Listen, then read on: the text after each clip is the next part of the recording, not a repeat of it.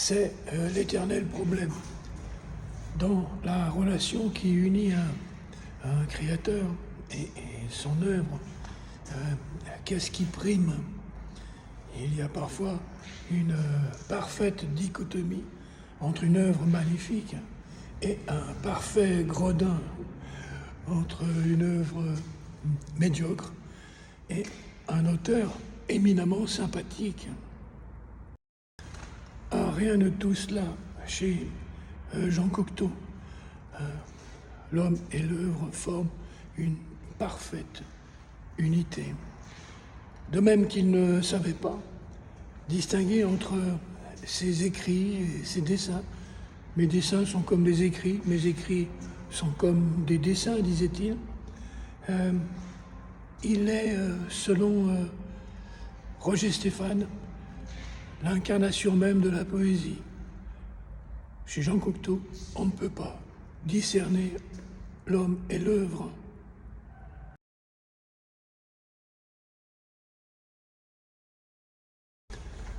La vie de Jean Cocteau est un théâtre où s'animent l'ombre et la lumière de la poésie. Ce théâtre qui le fascine enfant, quand il voit sa mère s'y rendre, sa mère chapeautée, voiletée, parfumée, qui vient lui donner un dernier baiser sur le front avant de rejoindre l'espace magique d'où elle reviendra avec des programmes qui lui serviront à fomenter, à créer ses premiers spectacles.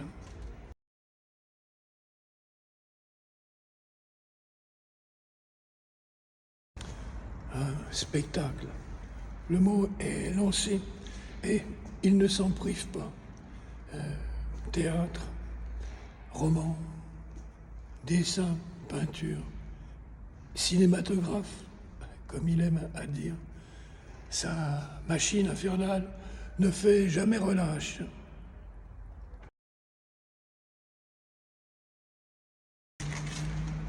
Spectacle de Jean Marais s'enfonçant dans un miroir avec l'aide de l'ange Heurtebise, alias François Perrier.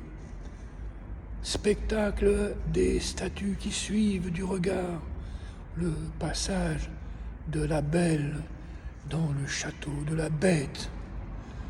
Spectacle d'un visage aux paupières baissées et peintes d'un regard.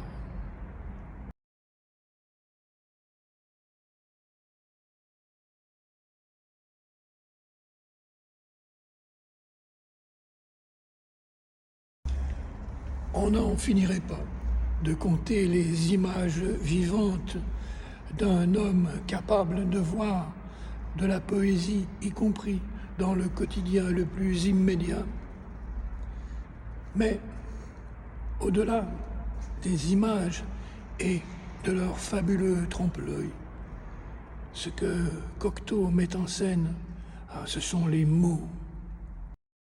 Au début du XXe siècle, le jeune Cocteau est fêté pour sa précocité et son talent. Mais il ne se laisse pas abuser par les compliments. Selon lui, la poésie ne peut pas se contenter de placer en vitrine des porcelaines de rimes et de maîtres.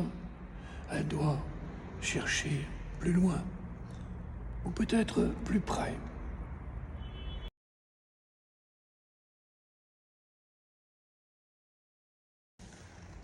Cocteau ne met pas en scène des histoires. Si c'était le cas, il resterait un auteur de second ou de troisième plan, une sorte de Ed Wood français. Il met les mots en spectacle. Il les donne à voir et à entendre. Avec lui, la phrase la plus anodine prend une valeur dramatique. L'auteur se met en scène dans ses nombreux entretiens, non pas comme on croit parfois, par plaisir narcissique, mais pour jouir de s'écouter parler, pour entendre les mots qui, grâce à lui, vivent ou revivent. En cela, il rejoint les grands conteurs. Gaston Bachelard, pour ceux qui ont eu la chance d'écouter ses cours, ou François Lagonier, le philosophe. Dans d'autres registres, Claude Nougaro, le chanteur, l'acteur André Pousse, le conteur Jean-Pierre Chabrol. Toutes ces personnes qui ont mis en avant le plaisir de parler.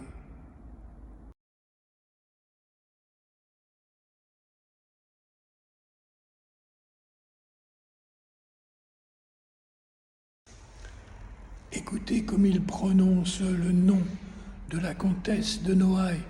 C'est bien entendu pour nous rappeler l'œuvre de cette poétesse, aujourd'hui un peu oubliée. Mais c'est surtout pour le plaisir d'articuler ce merveilleux patronyme en lui-même, en soi, poétique.